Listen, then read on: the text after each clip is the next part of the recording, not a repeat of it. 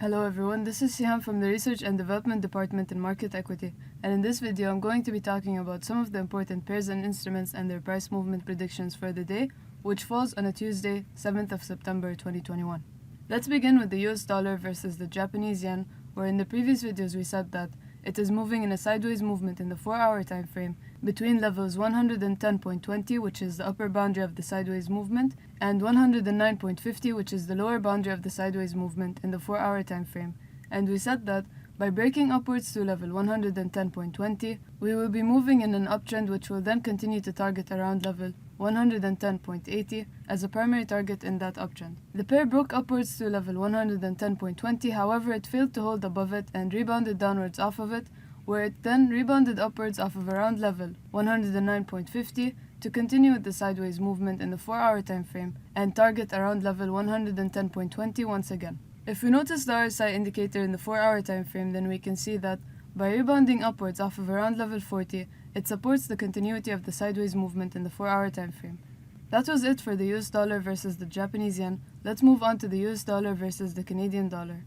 As we mentioned in the previous videos, we said that by breaking down through level 1.2580, the pair will be moving in a downtrend which will extend to target around level 1.2485. The pair broke down through level 1.2580 and started the downtrend, where it then rebounded upwards off of around level 1.2485 and started forming a new peak around level 1.2560, which by holding below it and breaking down through level 1.2485 will support the continuity of the downtrend in the 4-hour time frame, as well as the targeting of around level 1.2425 as primary target in the downtrend. If we notice the RSI indicator in the 4-hour time frame, then we can see that by moving between levels 30 and 50, it supports the continuity of the downtrend.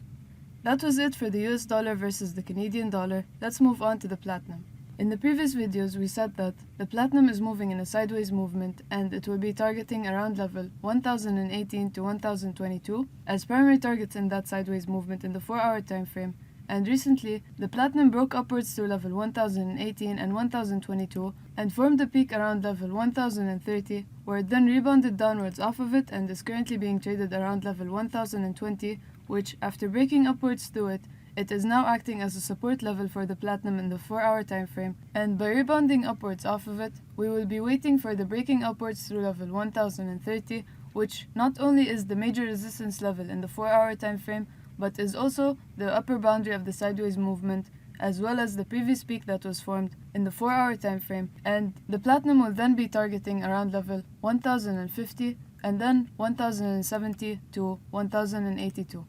However, if the platinum doesn't break upwards to level 1030, then we are still moving in a sideways movement, and by breaking down through level 1020, it will then be targeting around level 992, or the uptrend line that was formed and is a part of the sideways movement in the 4-hour time frame, which is also the lower boundary of the ascending triangle, around level 1008 to around level 1010 as primary targets in the sideways movement. If we notice the RSI indicator in the 4-hour time frame, then we can see that by rebounding down off of around level 70 near the overbought area, it supports the continuity of the sideways movement in the 4-hour time frame. That was it for the platinum. Market Equity wishes you successful trading and have a nice day.